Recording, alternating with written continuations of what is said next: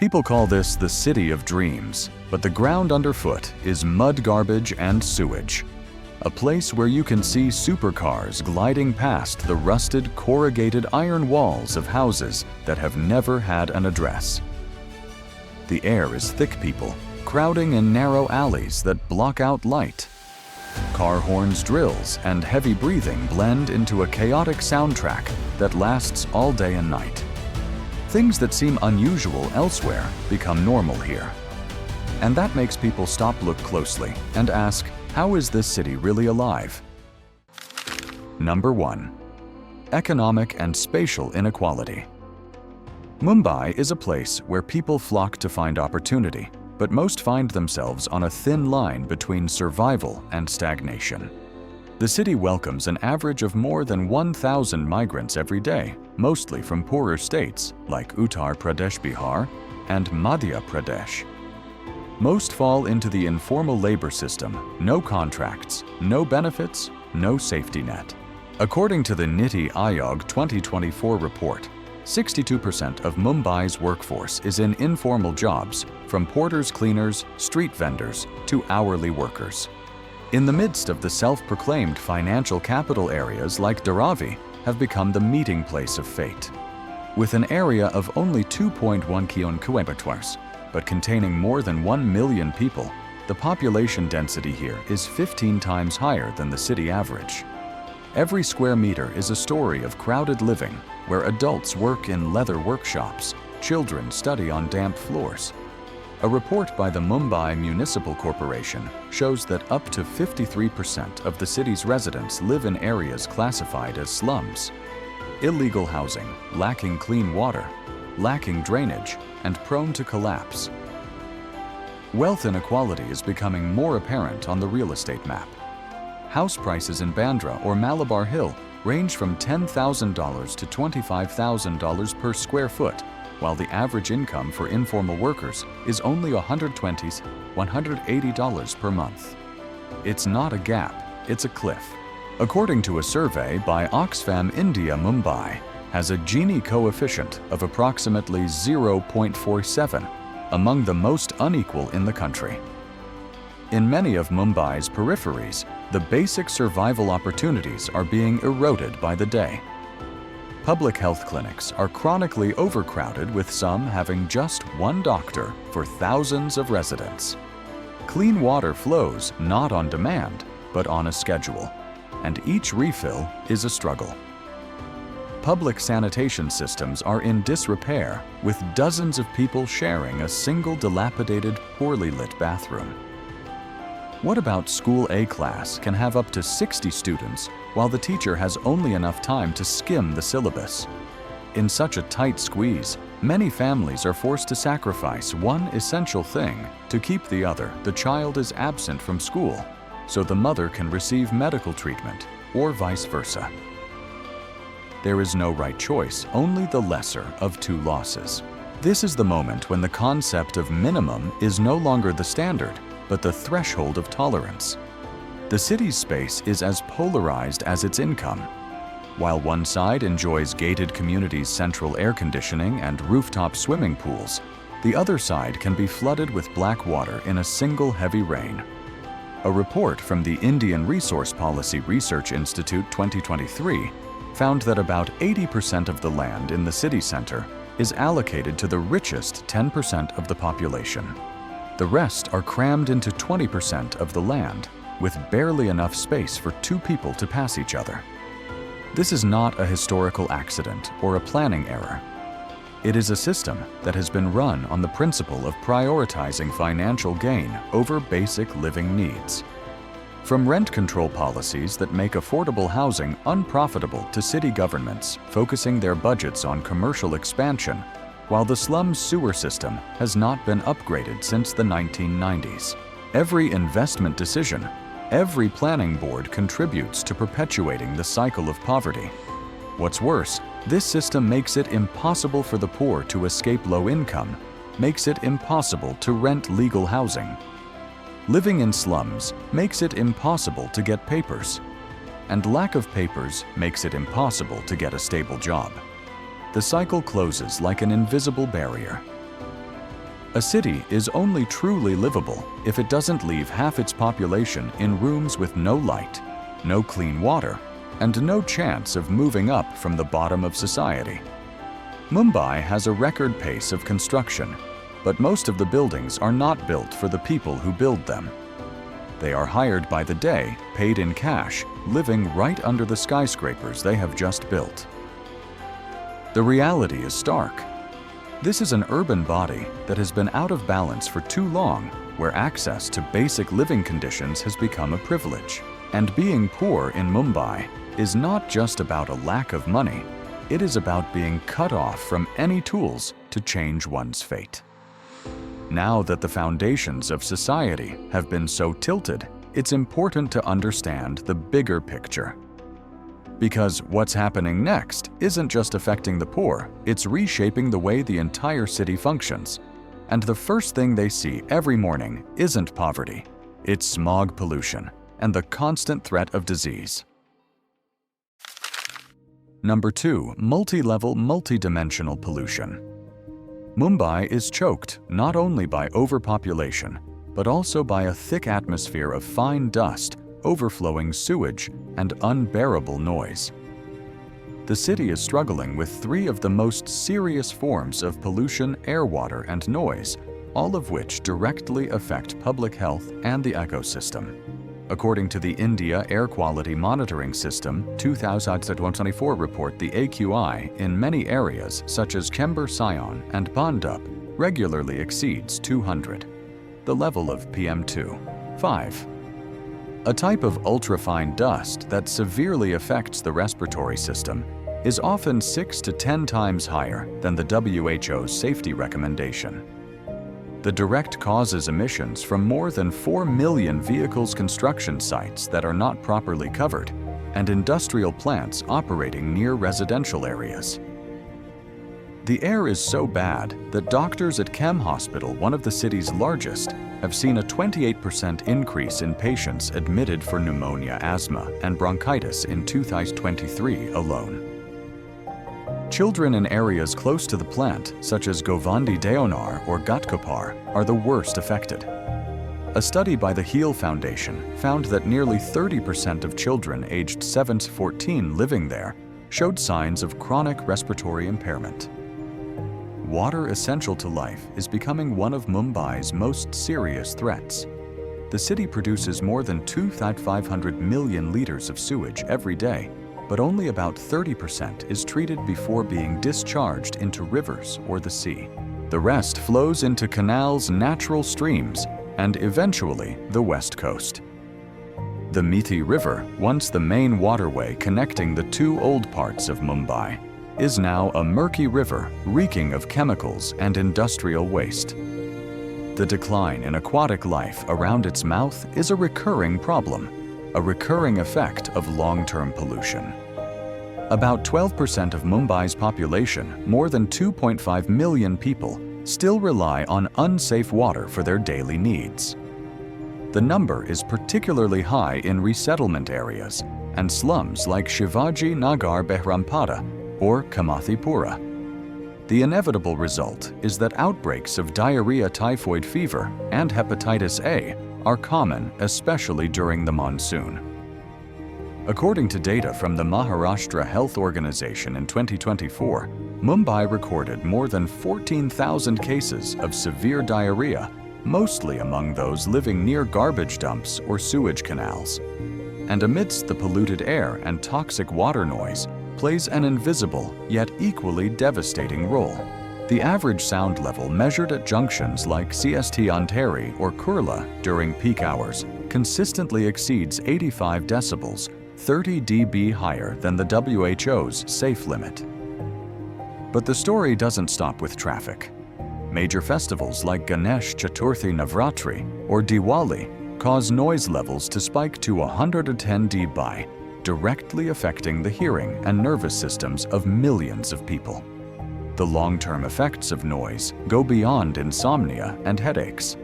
A study from the University of Mumbai found that residents living near high-noise areas were 40% more likely to suffer from anxiety disorders and high blood pressure than those living in quiet areas. This is not just a medical issue, but also a social psychological issue when people are forced to accept noise as a default part of life. The deterioration of the environment is not uniform, but it falls hardest on the poor. They have no air conditioning to filter the air, no private tanks to store clean water, no soundproof doors to get a good night's sleep. They breathe more, are in closer contact, and suffer the consequences sooner than anyone else. The environment cannot be improved by slogans or short-term campaigns. It requires comprehensive policies ranging from drainage waste treatment emissions, monitoring to urban planning and traffic control. But in reality, most of these efforts are either delayed or just a formality. The city operates as if pollution is an acceptable cost of maintaining its growth. Meanwhile, every layer of dust, every drop of dirty water, every honking horn continues to erode public health. And as the foundation of health for millions of people is slowly eroded, the entire social system will eventually collapse. Number 3. Failed planning, poor management. Mumbai was once a symbol of modern urbanization, but its rapid uncontrolled growth has thrown the city's entire governance apparatus off the rails. There is no coherent long-term plan, major infrastructure projects are patchy, and power struggles between the city government and the state of Maharashtra have led to delays and conflicts in policy implementation. One of the most obvious examples is the Slum Rehabilitation Authority SRA Resettlement Program, which was launched in 1995. The initial goal was to provide legal, sustainable housing for slum dwellers. However, many projects under the program have become lucrative for real estate investors. Contractors receive resettlement land, but then use most of the land to build commercial buildings, while residents are promised and then abandoned with unfinished buildings without water supply or even safe staircases. According to statistics from the BMC Brihan Mumbai Municipal Corporation, by the end of 2024, only about 20% of SRA projects will be completed on time. The rest are either suspended due to litigation or stuck in the construction permit process that lasts from 3 to 8 years. This stagnation has caused more than 3 million people to continue living in slums or temporary housing, despite having registered for resettlement many years ago. On the infrastructure front, Mumbai's public transport system has been overburdened since the early 2000s. Most metro lines have been delayed for years due to land acquisition issues and political wrangling between different departments. The 2017 Elphinstone Station incident, where 23 people died in a stampede on a flyover, is a testament to the state of the infrastructure, which is aging and lacking in updates, despite having doubled the number of users it was originally designed to handle. In addition, waste management is a major bottleneck in urban operations. The city generates nearly 7,000 tons of waste every day, but only about 60% is collected and properly treated. The rest is dumped in rivers, sewers, or illegal landfills around the suburbs. The most prominent is the Deonar landfill, one of India's oldest and most dangerous landfills. The site catches fire at least 5 times a year, sending toxic fumes throughout the surrounding residential areas. A major fire in February 2023 lasted nearly 72 hours, sending more than 400 people to the hospital with respiratory problems. The city government once proposed building an incineration plant here, but the project was fiercely opposed because of the risk of generating dioxin, a carcinogen. While the debate continues, trash continues to pour in every day, piling up higher than the surrounding 4-story buildings. Added to this is the problem of outdated housing policy.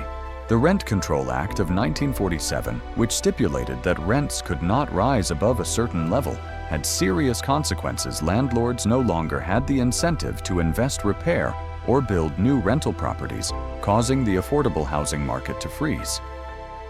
Low-income earners were unable to access legal housing and were forced to live in slums or rent illegal accommodation with even worse conditions. Poor governance is evident in a lack of transparency in data. Many important indicators on the environment, housing, or the progress of public projects are not fully disclosed, leaving citizens and civil society organizations without tools to monitor. Corruption is also rampant, from greasing the brakes to obtain construction permits to signing waste treatment contracts with incompetent companies, many of which have been accused of using false documents to bid. Another major obstacle is the overlapping functions between the BMC and the Maharashtra state government. The two sides often disagree on budget allocation, planning rights, and project approvals, leading to a series of projects being soaked for many terms. A typical example is the Mithi Black Water Canal renovation project, which was approved in 2005, but by 2024, the second phase had not been completed due to disputes over the unit responsible for construction. Poor governance not only creates poor living conditions, but also undermines people's trust in institutions. In surveys conducted by Lokniti, more than 68% of Mumbai residents said they did not believe the city could be better governed in the next 5 years if the current system did not change. When the system is designed to prioritize short-term profits over the need for sustainable living, poverty and pollution are not incidents, they are inevitable outcomes. And in this picture, people at the bottom of the social ladder are not just victims. They are used as resources to power a machine that has long since run out of steam. That is why, in the most neglected places, communities are beginning to take action on behalf of the system. Number 4. Culture and psychology of the people. Mumbai is choked not just by smog or garbage, but by layers of prejudice and acceptance that stretch to dangerous levels. The resilience that is often praised here is not simply courage. It is a survival reflex in an environment where hope is eroded by the day. In the media, Mumbai is often portrayed as a place where anyone can rise above the crowd. Bollywood films romanticize the slums where a child can run across rusty tin roofs and become a millionaire. These stories make people forget that most people live their entire lives in 10 square meter rooms, never escaping poverty. What is worrying is how cultural symbols have softened serious injustices. The phrase Mumbai spirit, once used to describe resilience after terrorism, floods, or accidents, has become a tool to rationalize what should change. A collapsing building, a jammed train station, a flooded slum, all are seen as normal because people are used to it. In this context, people living in slums like Dharavi or Govandi are not only materially disadvantaged, they also face contempt from the media, from the government, and even from the middle classes who live less than a mile away. They are called urban burdens, blamed for pollution, traffic jams, and unrest. Their voices of protest are rarely taken seriously and are often excluded from planning or renovation meetings. The culture of living with pollution is not just a reflection of poor infrastructure. It is a clear manifestation of cumulative resignation. According to a 2024 survey by the Mumbai Smog Observatory, nearly 70% of residents of Chembur, an air pollution hotspot, said that there is nothing we can do but live with the toxic fumes from a nearby chemical plant. That is the alarming point. When people no longer believe in the possibility of improvement, any solution fails at the source. Even during religious festivals, where sacred beliefs are paramount, pollution is considered inevitable. Ganesh Chaturthi, one of the city's biggest celebrations, sees more than 150,000 industrially painted plaster statues released into the sea each year, creating hundreds of tons of waste in the Arabian Sea. The government has tried to change that by promoting eco-statues, but the conversion rate has been less than 12%, according to BMC figures. The festival atmosphere is filled with drums, firecrackers, and loudspeakers from morning to night, lasting for many days, often overlooked in noise pollution reports. The reason religion is sacred, it cannot be controlled too much, a common argument from many management units. But it is the poor residential areas near the festival gathering place that bear the heaviest impact. Children lose. Sleep. The elderly suffer from high blood pressure, and workers cannot recover from long days of outdoor work. Under constant environmental and social stress, the collective nervous system of the community is also becoming fatigued. The 2023 report of the Urban Psychology Foundation of India noted an increase in cases of anxiety disorders, mild depression, and chronic stress, especially among women and young people living in areas lacking privacy and constant exposure to noise dust and artificial light. Resistance doesn't always take the form of demonstrations or slogans. In Mumbai, it can be as simple as installing extra locks on doors, repiping water pipes with residents' money, or holding night classes for neighborhood children. These small but persistent acts demonstrate that hidden from the spotlight, grassroots resistance is alive and well and gathering momentum to turn into more visible movement. Number 5. Grassroots movements and social organizations. Mumbai can't wait for an all-powerful government to fix everything.